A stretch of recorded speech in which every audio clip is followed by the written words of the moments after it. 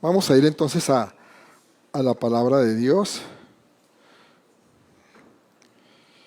¿Y de qué hemos estado hablando? A ver si se acuerdan. Es una serie, los últimos tiempos, ¿no? Estamos viendo todo lo que son, todo los que va a acontecer, lo que nos dice la palabra de Dios en estos tiempos finales. Y haciendo un resumen muy rápido, empezamos con lo que fue el arrebatamiento de la iglesia hace 15 días. Hablamos quiénes van a ser arrebatados. Todos alzaron la mano y todos dijeron, yo me voy, yo no me voy a quedar. Vimos un video, inclusive la semana pasada, de una iglesia, que muestran una iglesia donde hay arrebatamiento y se quedan unos poquiticos y quedan aterrados, asombrados. Ellos no se van y la mayoría sí se fue. Entonces, eso no va a pasar aquí porque aquí nos vamos a ir todos. Amén.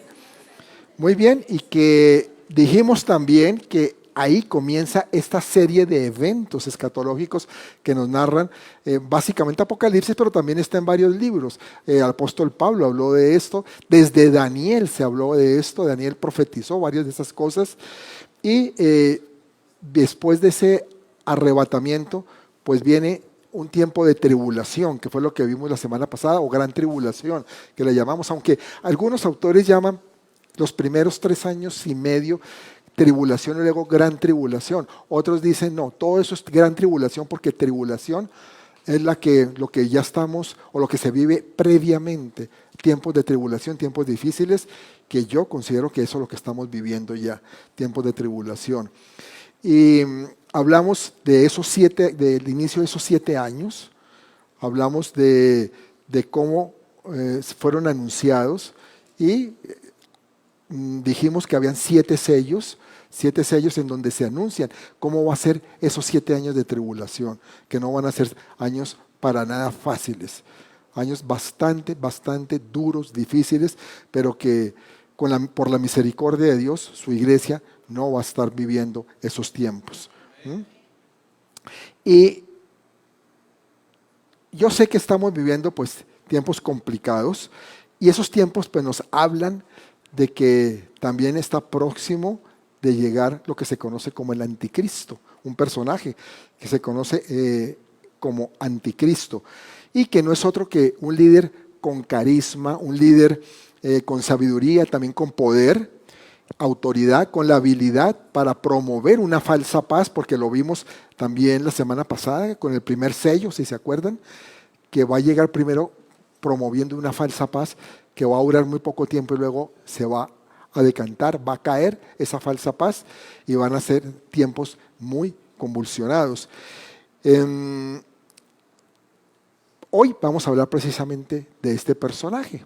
Vamos a conocer quién es ese anticristo, qué es lo que dice la Biblia del anticristo. Y que va a ser una persona inclusive que va a hacerse aparentar como Dios. Se va a hacer reflejar como si fuera Dios, como el Mesías.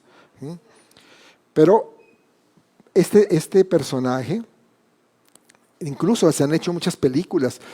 Hollywood que ha querido hacer películas sobre lo que es el anticristo y ponen películas de terror y todo. Pues claro, no es para que uno vea como una comedia romántica, ¿no? No, sí, es algo duro, pero Hollywood lo pinta a su manera. A nosotros lo que nos interesa es lo que dice la Biblia, que dice la palabra de Dios, porque de otra manera vamos a tener una imagen muy confusa de quién es realmente es Él, ¿no? Y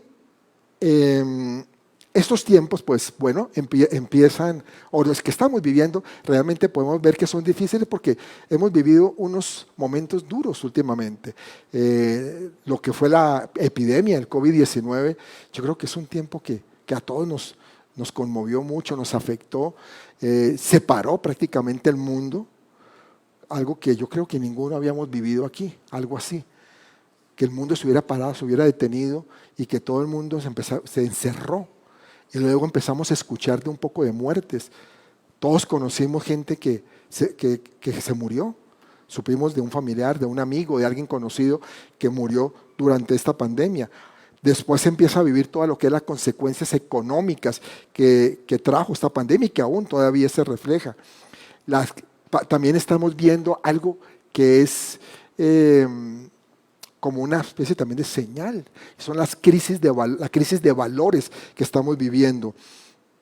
Y hay muchas cosas más, la corrupción tan desmedida, es que ya uno ya ni se aterra de todo lo que escucha día a día de lo que está pasando. Y eso hace que mucha gente ya esté hablando de que al mundo le hace falta líderes realmente capaces de manejar todo este tipo de situaciones que se están viviendo, o un líder que pueda llevar a cabo acciones que detengan toda esa corrupción mundial y que maneje la crisis de todo esto que está sucediendo. ¿De acuerdo? Entonces, si se dan cuenta, se está preparando un terreno. Se está abonando un terreno. También se ha escuchado acerca de personajes que la gente dice que puede ser el anticristo. Se ha hablado de diferentes tipos de personas. Hace varios años se dijo que Mikhail Gorbachev puede ser el anticristo, porque él empezó a hacer una cantidad de cambios en la Unión Soviética que hizo que concluyó con la caída del muro de Berlín. Y decía, no, pues es la falsa paz, ¿no? Y la achacaron a él el anticristo. Antes, inclusive, previamente también se había dicho que Adolfo Hitler era el anticristo, ese era el personaje. Pero eso ha sido de muchas veces. Y inclusive hoy en día se habla de algunas personas. Se dice es que tal persona, ahorita están diciendo que el yerno de Donald Trump, que como que es el anticristo, pero eso no tenemos ninguna certeza de nada de eso. Realmente, eso son especulaciones. No lo sabemos, en algún momento se va a revelar, se va a manifestar, pero es lo que tenemos que tener en cuenta, es también, como les decía al principio, ¿qué dice la palabra de Dios? ¿Qué nos informa? Y la palabra anticristo se utiliza 4 veces por parte de Juan. En la palabra aparece 4 veces la palabra. Del hombre, del personaje, se habla más. Se habla, como les decía, en las profecías de Daniel, el apóstol Pablo habla de él. Varios hablan del anticristo. Pero Juan lo nombra con ese nombre, anticristo. Y lo nombra en las cartas, en las cartas del apóstol Juan. Y esa palabra pues trae el prefijo anti.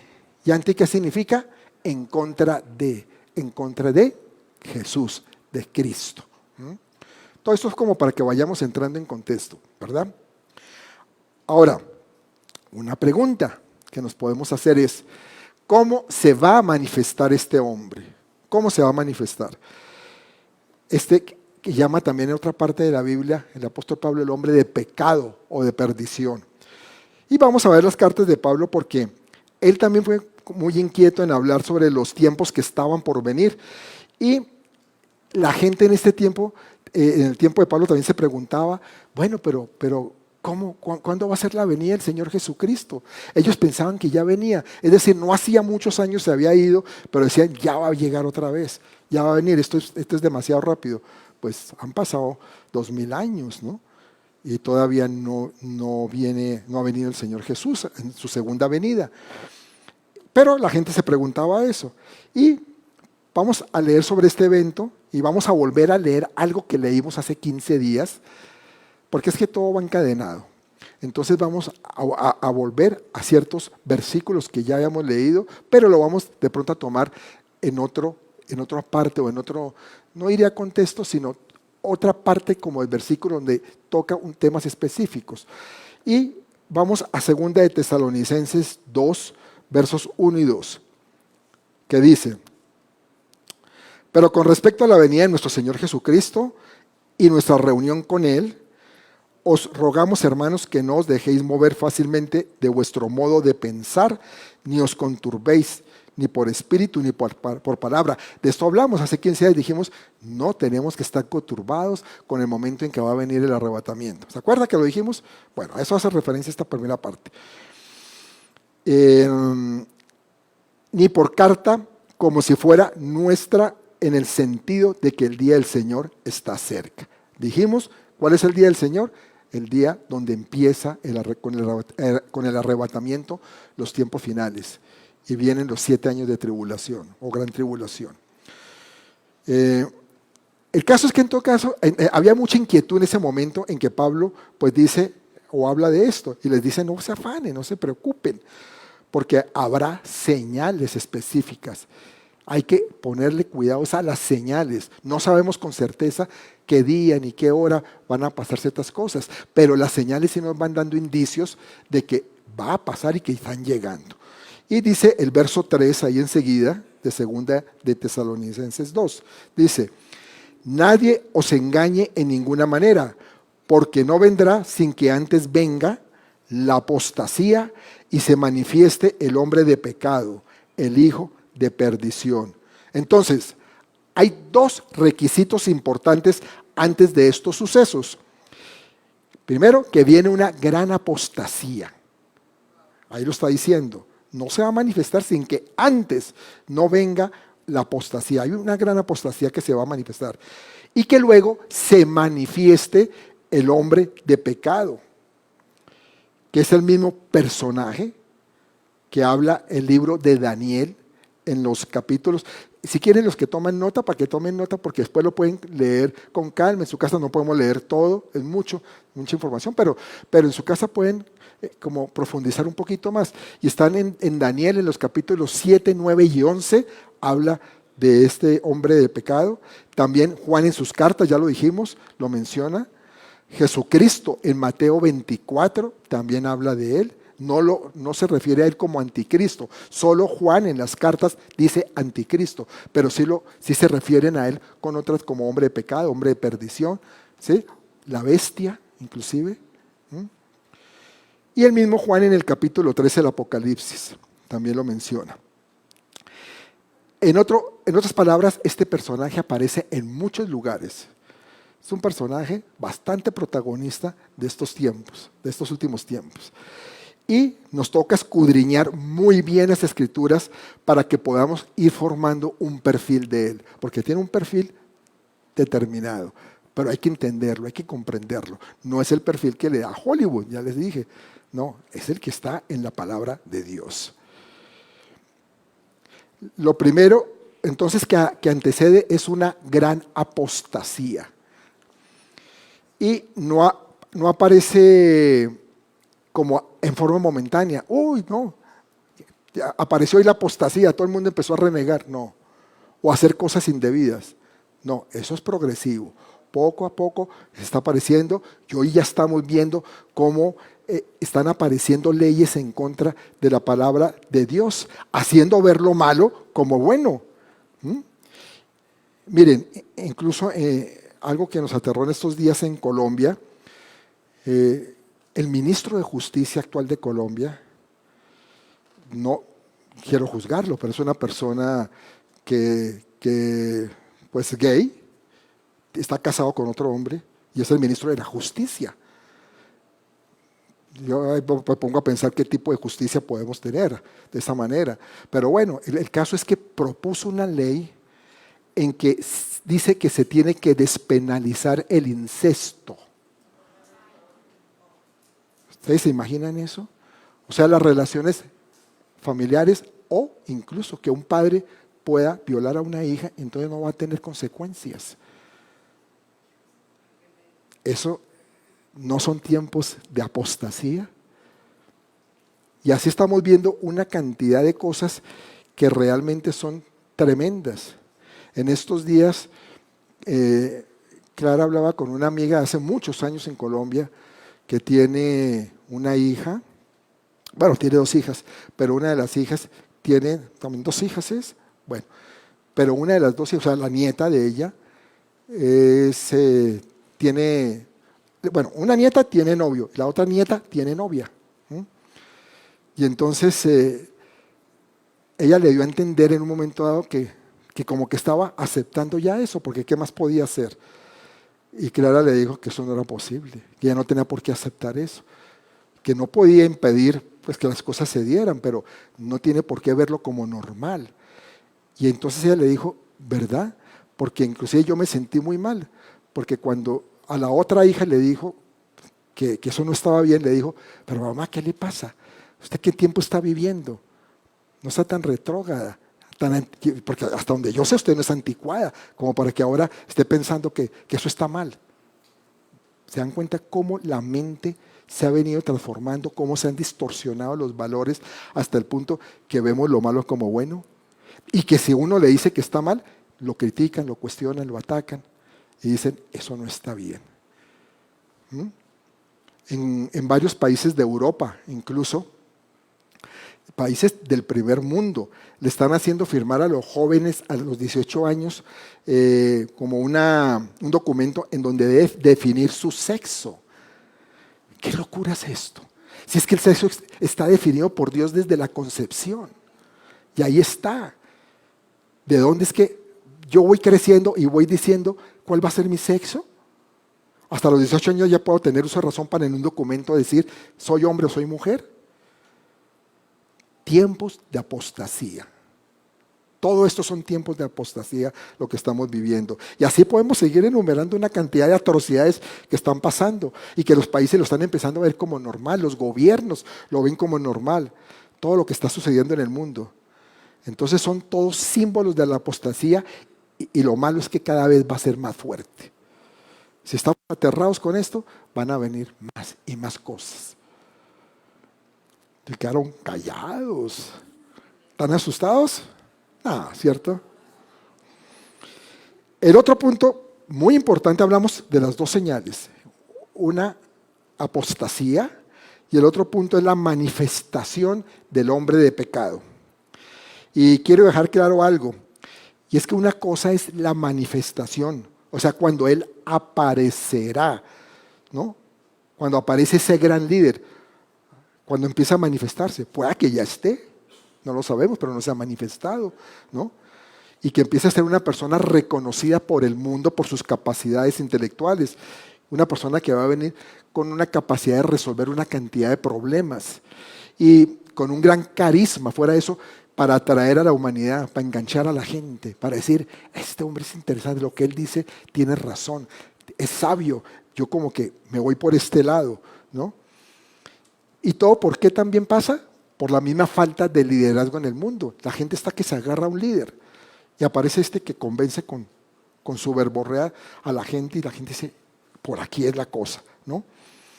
Entonces la manifestación es que aparecerá ante el mundo, pero la iglesia será arrebatada antes de que empiece a ejercer su liderazgo. Amén. ¿No les pone contentos? Démosle un aplauso al Señor entonces.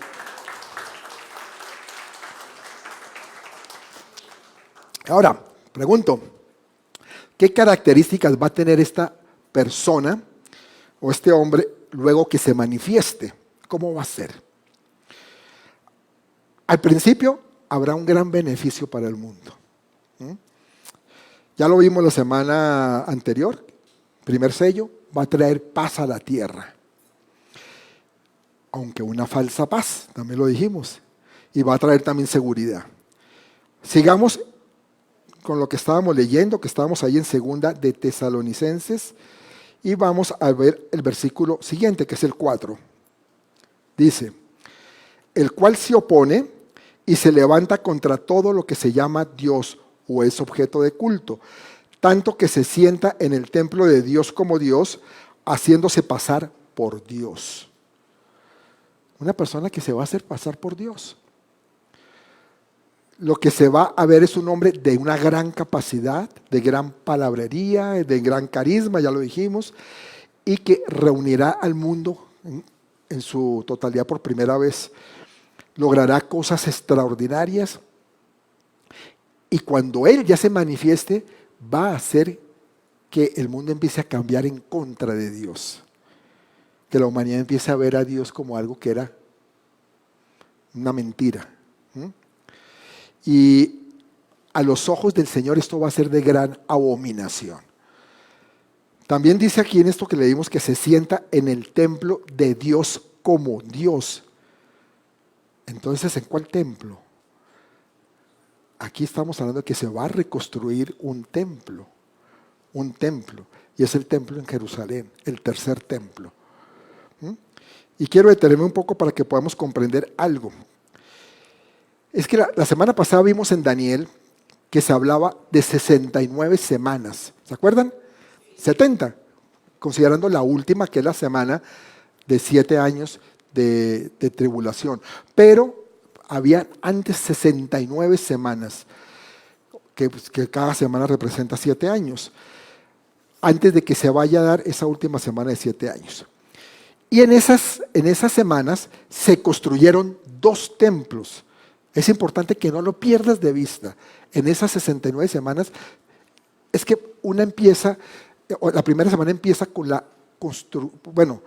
reconstrucción, más bien, del templo, porque el primer templo fue el de Salomón, y empieza con la reconstrucción del templo en Jerusalén.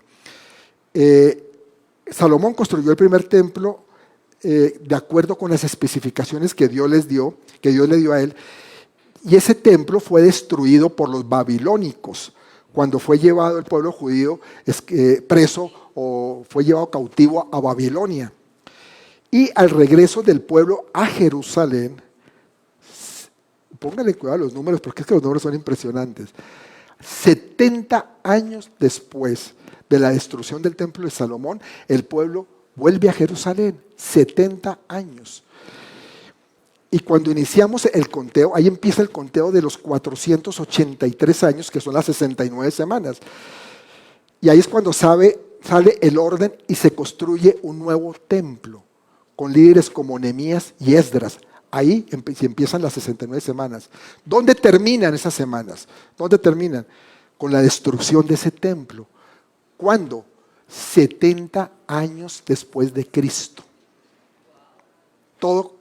Los números juegan igualitos, 70 años, el número 7, 70 semanas.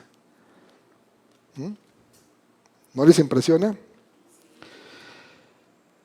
De ese segundo templo es que Jesús le dice a los discípulos en Mateo 24, ahí lo nombra, dice Jesús, que no quedará piedra sobre piedra. Y en el año 70 después de Cristo fue destruido por los romanos. Los romanos entran, destruyen ese templo y lanzan al pueblo judío al exilio, al gran exilio, a la diáspora, la gran diáspora, que eso ya es tiempos más contemporáneos, porque hasta el año 1948 termina el exilio, cuando se constituye nuevamente el Estado, o se constituye el Estado de Israel, es reconocido por las Naciones Unidas. ¿Se dan cuenta? Todo lo que pasó ese tiempo de la gran diáspora. Y el tema para que el anticristo se manifieste, se tiene que reconstruir el templo. O sea, el tercer templo. Y ya se está hablando de esto, ya se está hablando de la reconstrucción de ese templo. El cual curiosamente no va a poder ser construido donde estuvo el segundo. Porque el segundo estuvo donde hoy se conoce como el Muro de los Lamentos. Ahí estuvo el segundo templo. Pero encima está la gran mezquita musulmana, la cual es de supremo valor para el Islam. Y donde se llegue a construir ahí tendrán que casi que destruir esa mezquita. Y eso no va a pasar porque eso desencadenaría un conflicto mundial tremendo. Pero sí se va a reconstruir ese tercer templo. Y como les digo, ya se empezó a hablar de la reconstrucción de ese templo. ¿Vamos bien? ¿O estamos preocupados todavía? No, ya no estamos preocupados, ¿cierto? Estamos contentos. Pero sigamos con 2 Tesalonicenses 2. Ahora vamos a leer el verso 5 y 6, que dice: ¿No os acordáis que cuando yo estaba todavía con vosotros os decía esto? Y ahora vosotros sabéis lo que lo detiene, a fin de que a su debido tiempo se manifieste, porque ya está en acción el misterio de la iniquidad, solo que hay quien al presente lo detiene, hasta que él a su vez sea quitado de en medio. A veces uno le dice, pero ¿qué querrá decir todo esto, no? ¿Qué es lo que detiene a quién, no? Lo que está en el medio es el Espíritu de Dios. Está deteniendo esa manifestación. Está deteniendo la maldad, la iniquidad en todo su apogeo, porque ya iniquidad hay, pero en todo su esplendor la está deteniendo el Espíritu de Dios. Ahí es lo que está diciendo. Entonces, si tú te quejas de cosas malas que se ven, que estás viendo en el mundo hoy en día, ya vimos que lo que viene en la última semana, esos 7 años, será mucho peor. Y hasta hoy el Espíritu Santo detiene que venga en todo su apogeo la maldad. Pero va a venir después, y lo va a soltar. Dice el versículo 8 y 9. Y entonces se manifestará aquel inicuo, a quien el Señor matará con el espíritu de su boca y destruirá con el resplandor de su venida, la segunda venida de Jesús. Inicuo cuyo advenimiento es por obra de Satanás. Satanás es el que lo trae. Con gran poder y señales y prodigios mentirosos, ¿no? Y dice inicuo, es decir, que no obedece ninguna ley. La ley es él, nadie más, ¿no? Pero que todo su reinado va a ser de horror, pero va a ser destruido por la llegada victoriosa del Señor Jesucristo en su segunda venida.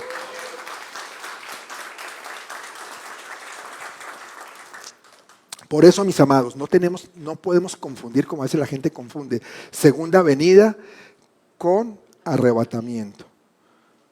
No, son dos cosas diferentes. En el arrebatamiento dice la palabra que desde los cielos nos vamos a encontrar con Él. No viene a la tierra, desde los cielos nos vamos a encontrar con Él. La segunda venida es después de todos estos sucesos. ¿Y viene para qué? Para acabar con este hombre, con el anticristo. Verso 9 dice que, bueno, ya lo leímos, nos está afirmando que este hombre va a ser el máximo exponente de Satanás, quien le va a proveer de gran capacidad para el mal. Y lo terrible es que la gente se va a ver engañada. Y lo va a seguir porque como va a demostrar poderes, milagros, cosas sobrenaturales, entonces mucha gente que no entiende lo que es la verdadera fe, va a estar detrás de él buscando milagros, totalmente engañada y confundida. El anticristo, el hombre de pecado, será un dictador mundial. Nadie podrá detenerlo, ningún poder de la tierra, solamente lo va a detener la venida de Jesús. Al final de los 7 años de esa tribulación, el anticristo va a lanzar un ataque final. Un ataque final sobre Jerusalén, que es lo que se conoce como la batalla de Armagedón. Del Armagedón. Y Jesucristo con su ejército, dice, todo esto está en la palabra, va a regresar, va a destruirlo a él y a sus ejércitos y lo va a lanzar al lago de fuego. Así dice la palabra, no lo vamos a leer porque es un poquito largo, pero les dejo en dónde está.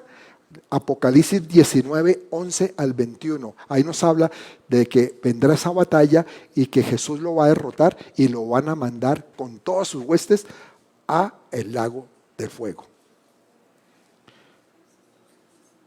Pero bueno, ¿qué más tenemos que saber de este hombre? Este hombre realizará señales que apelarán al mundo científico de aquel tiempo, ¿no? La gente va a estar admirada, así como políticos también. El mundo religioso también va a estar como atento y va a estar como convenciéndose de todo lo que este hombre dice. Es decir, la gente en todo el mundo estará hablando con admiración de este personaje, el hombre de pecado. Y todo porque como va a ser capaz de hacer tantas cosas, pues va a tener a todo el mundo, mejor dicho, atento, ¿no? Y la palabra es específica en quién va a caer en este engaño. ¿Quién va a caer en engaño por causa de esos prodigios falsos? Y realmente son aquellos que no obedecieron el Evangelio, que no están sólidos en la palabra de Dios. Por eso dice ahí los siguientes versos que son del 10 al 12. Dice, según de Tesalonicenses 12 estamos, ¿no? Del 10 al 12. Y con todo engaño de iniquidad para los que se pierden. ¿Para los que se pierden? Por cuanto no recibieron el amor de la verdad para ser salvos. Por esto Dios les envía un poder engañoso para que crean la mentira, a fin de que sean condenados todos los que no creyeron en la verdad, sino que se complacieron en la injusticia. El verso 10, en otra versión lo traduce así, dice, con toda perversidad engañará a los que se pierden y por haberse negado a amar la verdad y así ser salvos. Todos los que hoy mucha gente que se las da de muy sabios, de muy conocedores, pero que no quieren saber nada de Jesús, van a ser engañados por este hombre. Creemos que en todo caso que el evangelio va a ser difundido hasta los confines de la tierra. Ya está pasando, se está llegando a todas partes, en lugares que antes no llegaba, China, la India, ¿no? Y la iglesia pues está trabajando y está buscando cumplir esa tarea. Pero habrá mucha gente, así llegue el evangelio, que se va a negar a recibir la verdad, que no van a querer recibir la palabra, ¿no? Y entonces, como va a pasar eso, Dios va a permitir que el mundo crea una mentira, ¿no? Dios dice, si no quieren conocer la verdad, quédense con su mentira. Ahí se las dejo, ¿no? Ahora, pues uno se pregunta, ¿y por qué Dios va a hacer esto? ¿No es como injusto eso? No, porque será el mismo caso que ocurrió cuando Dios endureció el corazón de Faraón, cuando Moisés quería sacar al pueblo de Egipto. ¿Se acuerdan? Faraón no quería dejar salir al pueblo y lo que Dios hizo fue obligarle a adoptar una posición de dureza, porque dice que endureció su corazón, dice la palabra, ¿no? Y a tomar una decisión. Entonces, Dios lo obligó a colocarse en una situación que reveló realmente las intenciones que verdaderamente él tenía, que era definitivamente no dejar salir al pueblo, a pesar de que había dicho que sí. Y así va a pasar aquí. Vemos a muchas personas que no quieren comprometerse, no adoptan una actitud frente a Dios, cierran su mente para el evangelio y Dios en su misericordia y en su compasión les hace llegar la palabra, les comunica la palabra, te utiliza a ti o a mí para que les llevemos la palabra, pero ellos la rechazan. Dicen, yo no quiero saber de esto, eso no va conmigo. O como le decía la semana pasada, no, espérese, de pronto más adelante, ahorita ya no estoy para eso, más adelante hablamos, cuando ya no haya nada que hacer. Ahora, después de que ellos han escuchado la palabra de Dios y se han negado a aceptarla, entonces Dios les va a enviar un poder engañoso. Y la pregunta, ¿pero por qué? ¿Por qué va a hacer eso Dios? Porque cuando la gente rechaza la verdad, están listos para creer una mentira. El que rechaza la verdad tiene sus oídos listos a caer en una mentira. Por eso es que es tan necesario que tú estés escuchando la verdad, que tú vengas, que tú te congregues, que leas la palabra, que escuches la verdad, porque si no tu mente se prepara para recibir una mentira. Y el enemigo lo sabe y te la va a mandar, te la va a enviar, y por eso muchos caen. Y la mentira que trae el anticristo, ¿sabe cuál es? Es que Jesucristo no es el Señor. Va a venir a decir eso, que estábamos creyendo una mentira los cristianos, que Jesucristo no es el Señor. Y tal vez, no lo dice ahí la palabra, pero tal vez va a argumentar que por eso muchos desaparecieron cuando fueron arrebatados. No, lo que pasa es que los fritaron, los pasaron quién sabe a dónde, los exterminaron, porque creían en el que no era el Señor.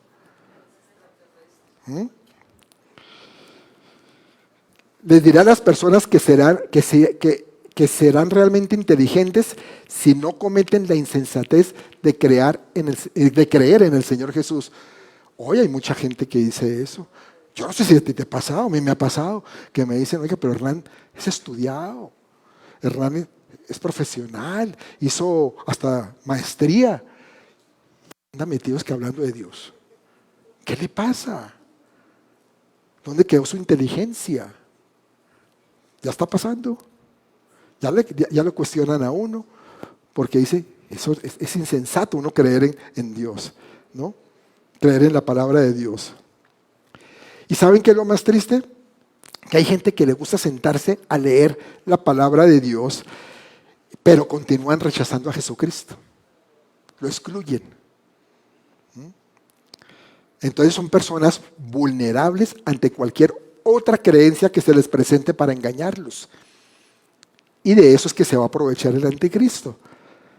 Ah, no, está bien, perfecto, estos están listicos, vamos a meterle el cuento, porque eso como ya no van a estar creyendo en Jesús, les vamos a meter este cuento de que yo soy el enviado, yo soy el que voy a salvar esta tierra, pero lo que vengo es a destruir a la humanidad, porque es uno de los principios de los ministerios del diablo, la destrucción, robar, matar y destruir.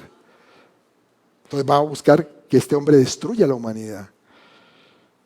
Vamos a concretar algo más de este hombre yendo al libro de Apocalipsis.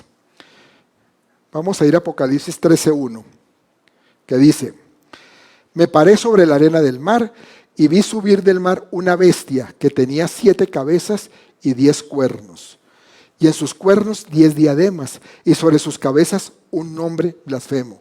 Estas visiones que tuvo Juan, y lo está plasmando ahí. Las 7 cabezas hace referencia a 7 imperios que habían oprimido al pueblo de Israel. Porque a Israel lo oprimieron los babilonios, lo oprimieron también los Grecia, macedonios, los medopersas, el imperio romano. Bueno, hubo 7. Y entre esos hay 2 incluso que fueron el egipcio y el imperio asirio. Esos imperios oprimieron siempre al pueblo de Israel. Y aquí lo está viendo él en esta visión. Y los asirios, inclusive, hay una narración en la Biblia en que dice que desaparecieron a 10 de las 12 tribus de Israel. Fueron los asirios. Porque realmente de tribus de Israel solo queda una vigente, que es los judíos. Pero las otras 11 no están. Y dicen que los asirios desaparecieron 10. Pero bueno, es tema de otra enseñanza. Y sigamos. Dice, esos son los imperios. Los 10 cuernos que habla ahí hace referencia a 10 naciones en donde una de ellas va a sobresalir. Y ese cuerno que sobresale será representado por el anticristo. Juan dice que ve algo horrible que está saliendo del mar.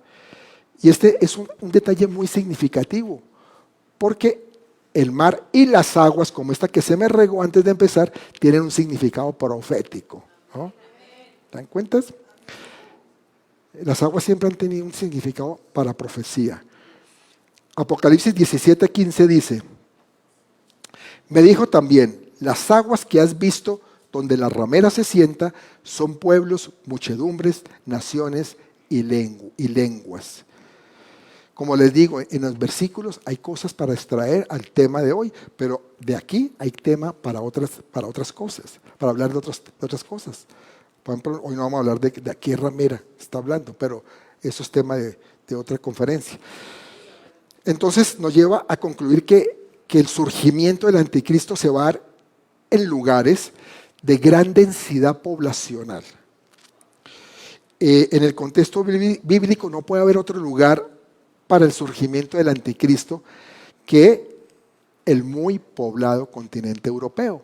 Porque Europa, ustedes saben, son países pequeños relativamente, comparados con México, son países todos muy pequeños.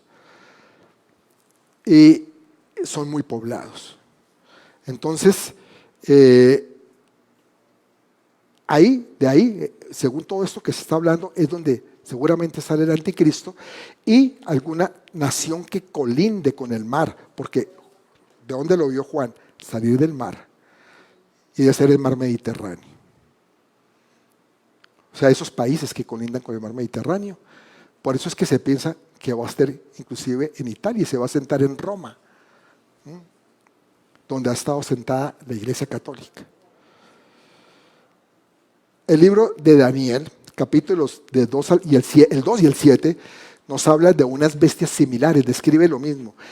Y entendemos que son unas bestias que azotaron al pueblo de Israel, que lo oprimieron. Y Dios se lo mostró a Daniel mucho tiempo antes de que todo esto sucediera. Y estas bestias fueron pues el imperio babilónico con Nabucodonosor, luego vino un imperio persa, luego el griego y finalmente el imperio de Roma. Y ahí vemos la bestia mezclada con el imperio romano, que es precisamente la bestia que se va a generar y va a ser un imperio similar a estos. Por eso se dice que muy probablemente está con su cabeza en Roma. Se va a mezclar con el imperio romano. Y esto lo describe Apocalipsis 13:2. Vamos a ver.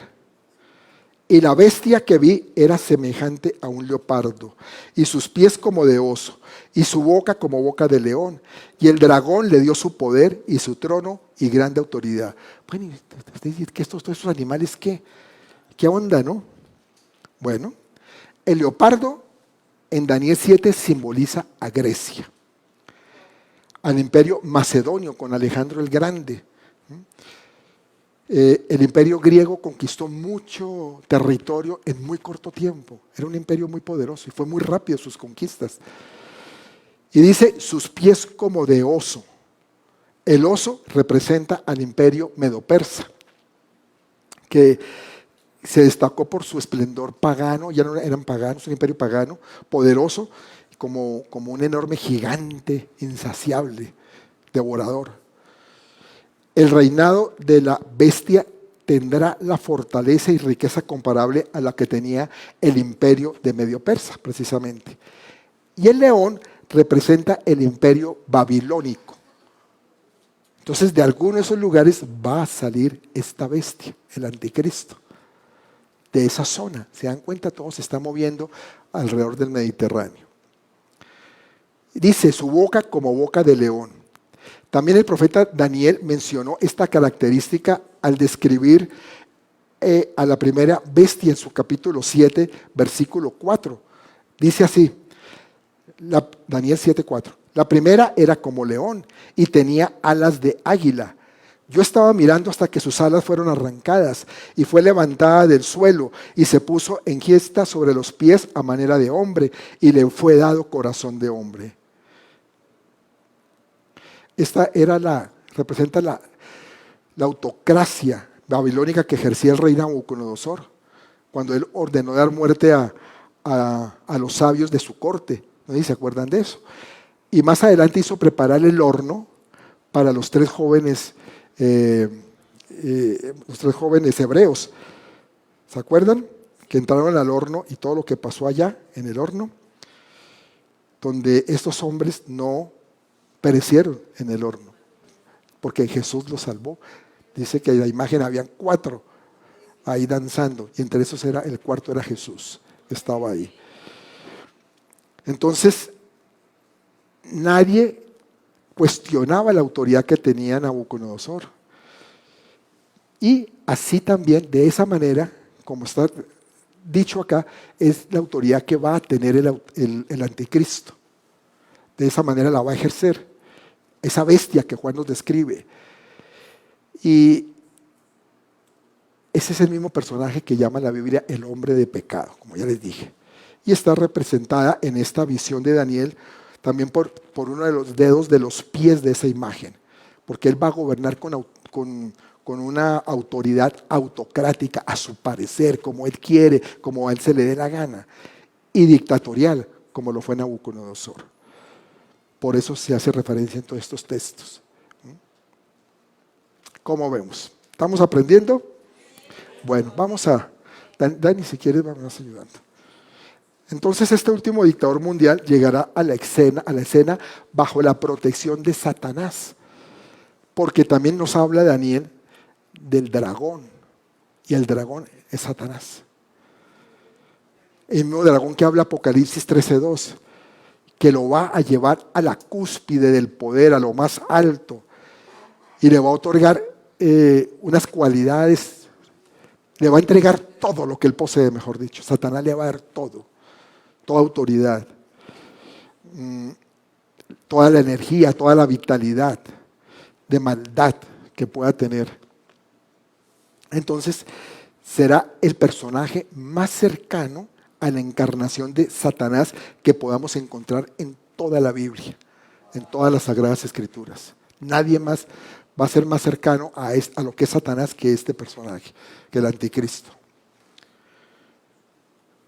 Los versículos 3 y 4 de Apocalipsis 13 13, que estábamos viendo también, son muy significativos.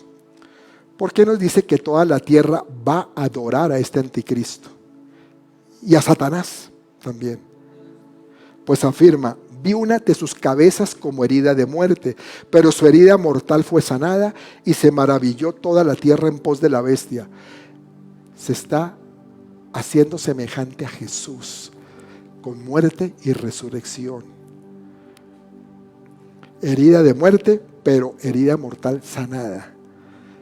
Se maravilló toda la tierra en pos de la bestia, y adoraron al dragón también, o sea, Satanás, que había dado autoridad a la bestia. Y adoraron a la bestia diciendo: ¿quién como la bestia? ¿Y quién podrá luchar contra ella? Este hombre va a hacer cosas totalmente sobrenaturales. Y la gente lo va a ver como grandes milagros que estaban buscando. Por fin puedo yo ver estos milagros increíbles, ¿no? Y van a creer en ellos. Y dice que va a estar como muerto y que va a resucitar. Tremendo, como imita a Jesús. Mira, recordemos algo. El cristianismo espera la segunda llegada de Jesús, la segunda venida. El judaísmo esperan la primera venida. Todavía están esperando al Mesías. Incluso los musulmanes están esperando también la llegada de un Salvador. Y más aún, la nueva era habla de esto, de la llegada, de la venida del enviado. O sea, ¿qué significa eso? Que todo el terreno está abonado para que la gente esté expectante a recibir a este gran personaje. Un personaje que va a engañar a la humanidad. ¿Y cómo? Pues con todas estas señales sobrenaturales. Quiero terminar esta parte de Apocalipsis 13 leyendo el verso 7 y 8, que dice: y se le permitió hacer guerra contra los santos y vencerlos. Entonces dirán: pero ¿cómo así? ¿Cuáles santos? Si ya los santos no se fueron arrebatados. Aquí está haciendo referencia a lo que fue el inicio del cristianismo, al imperio romano. Por eso se habla mucho de que este anticristo va a estar sentado en Roma. El imperio romano persiguió a los cristianos, le hizo la guerra y los vencía, los crucificaban, los mataban en las fosas, en el circo romano. Y dice: y la adoraron todos los moradores, y vencerlos. También se le dio autoridad sobre toda tribu, pueblo, lengua y nación. Y la adoraron todos los moradores de la tierra, cuyos nombres no estaban escritos en el libro de la vida del Cordero. En otras palabras, tú y yo jamás vamos a adorar a ese personaje. Amén.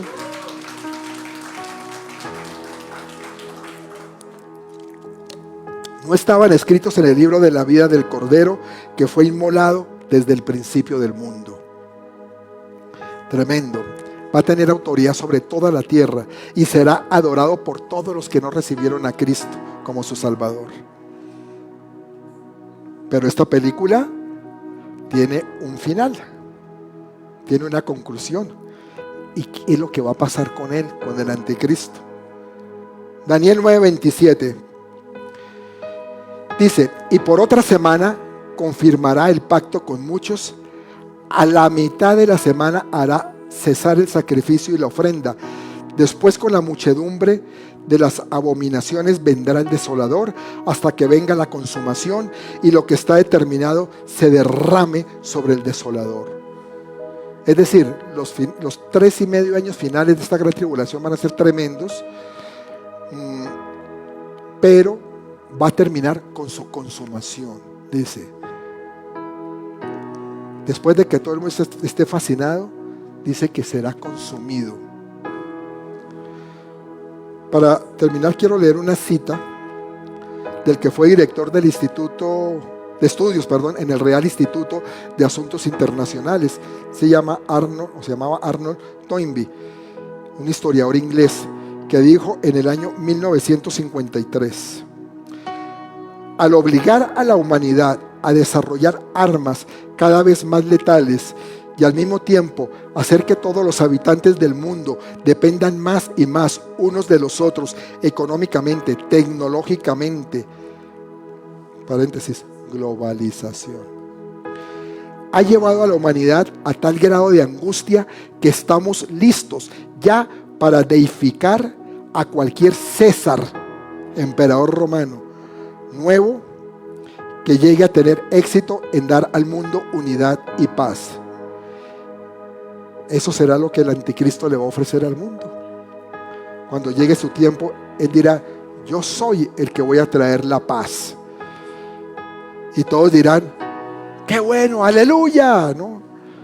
Por fin llegó el que necesitábamos. Todas las naciones y el mundo entero colocarán al anticristo en el poder más absoluto. Lo van a llevar a lo más alto.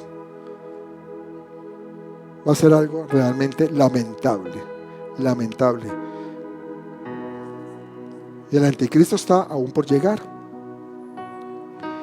¿Y qué es lo que sucederá? Bueno, por extraño que nos parezca, pues veremos que querrá ser un Dios. Va a venir a hacerse pasar por Dios. Porque, como les dije, quiere imitar a Jesús. Y Jesús lo dijo: yo soy el Hijo de Dios. Pero él nunca negó su naturaleza divina tampoco. Y por eso los fariseos lo acusaron y decían: este tipo está en contra de lo que nos dice la fe. Es un apóstata de la fe. Y este hombre va a imitar en eso, pero ahí sí va a ser engaño. Vamos a ponernos de pie. El hecho es que los que ya disfrutamos de una relación especial con Jesucristo, porque le pedimos perdón por nuestros pecados, porque fuimos limpiados por su sangre preciosa, esa sangre inocente, ahora pues podemos decir que tenemos paz con Dios. Y sabemos que nuestro nombre está escrito en ese libro de la vida. Sabemos que formamos parte de esa gran familia de Dios. Y también que el Espíritu Santo, su Espíritu, mora en nosotros, en nuestros corazones. Nos guíe, nos dirige. Pero lo más hermoso es que nos hace saber que el engaño no puede entrar en nuestra cabeza. Porque Él está aquí con nosotros y no va a permitir que te engañen a ti. Él te va a fortalecer.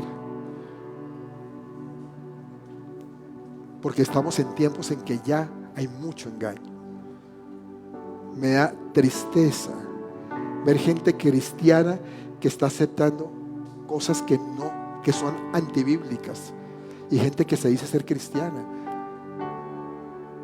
que aceptan cosas como el engaño de lo que veíamos, de lo que cada uno puede pensar que es el género, no como Dios nos hizo, sino lo que yo quiera hacer. Y hay gente que cree en Jesús y dice: no, pero puede que sí, porque ese es el libre albedrío. Y entonces mal usan la palabra de Dios, y es porque están siendo engañados. ¿Y por qué son engañados? Porque no escuchan la palabra de Dios, porque no leen la palabra de Dios, porque están totalmente ausentes. Tienen religión, pero no tienen revelación. Pero tú no puedes caer en ese engaño. Tú no puedes caer. Dios, si te ha hablado, si te está hablando en estas semanas con estos temas, es porque te quiere preparar, iglesia. Te quiere preparar para que tú estés con Él, estés en su presencia, que sepas que esto que va a pasar y que ya está pasando es algo que debemos conocer para compartir con otros. Porque al compartir, varias personas van a ser salvas seguramente. Van a decir: yo no sabía eso, pero yo quiero creer en eso. Yo quiero creer de que el Señor va a venir por mí. Yo lo necesito a Él.